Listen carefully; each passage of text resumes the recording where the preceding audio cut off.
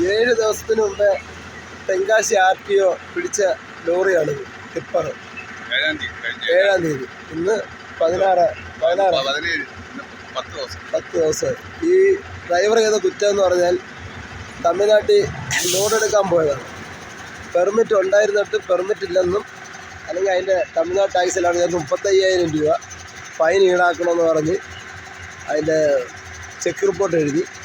പിന്നെ ഇന്നലെ RTO ഓഫീസിൽ നേരിട്ട് ബന്ധപ്പെട്ട് അതിൻ്റെ നിയമവശങ്ങൾ പറഞ്ഞ് തർക്കിച്ച് അതിന് ഫൈൻ കുറച്ച് വണ്ടി ഇന്ന് റിലീസ് ചെയ്തുകൊണ്ട് വന്നു.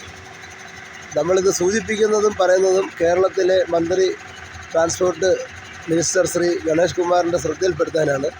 കേരളത്തിൽ നിന്ന് പോകുന്ന വാഹനങ്ങൾ അന്യ സംസ്ഥാനങ്ങളിൽ വളരെ വലിയ ഇത്തരത്തിലുള്ള ദുരിതങ്ങളാണ് അനുഭവിക്കുന്നത്.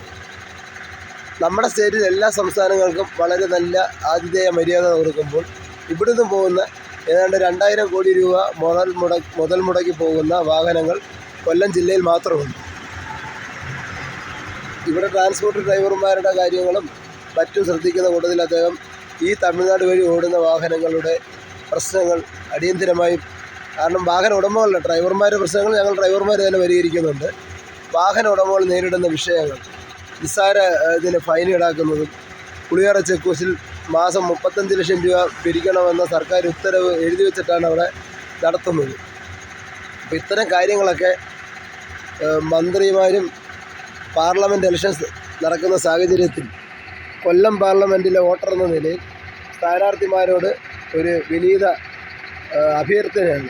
കൊല്ലം ജില്ലയിലെ നമ്മുടെ ആര്യങ്കാവ് വഴി തമിഴ്നാട്ടിൽ പോകുന്ന വാഹന ഡ്രൈവർമാരുടെ അല്ലെങ്കിൽ ഉടമകൾക്ക് അല്ലെങ്കിൽ വാഹന പ്രസ്ഥാനത്തിന് വേണ്ട എന്തെങ്കിലും പ്രകടന പത്രികയിൽ ഉൾപ്പെടുത്താനോ അവർക്ക് വേണ്ടി എന്തെങ്കിലും നിങ്ങൾക്ക് സംസാരിക്കാൻ കഴിയുമോ? അതിർത്തിയിൽ ഇപ്പം വാഹനം ഓടുന്നത് ടോയ്ലറ്റിന് പോലും ഡ്രൈവർമാർക്ക് പോകാൻ പറ്റാത്ത അവസ്ഥയാണ്. ചെക്ക് പോസ്റ്റുകളിലും വഴിയിലൊക്കെ നരകയാതനയാണ് അനുഭവിക്കുന്നത്. അപ്പോൾ ഇത്തരം കാര്യങ്ങൾ നിങ്ങൾ 3 മുന്നണിയിൽപ്പെട്ട ആരെങ്കിലും ഉന്നയിക്കുമോ, അല്ലെങ്കിൽ അതിന് ബന്ധപ്പെടുമോ? വിജയം പറഞ്ഞ എന്തായാലും കാര്യങ്ങളൊക്കെ കഴിഞ്ഞ് സന്തോഷമായിട്ട് പോയിട്ട് പോവാം. 2 വാക്ക് പറയാനുണ്ടോ? ശരി, ഓക്കെ.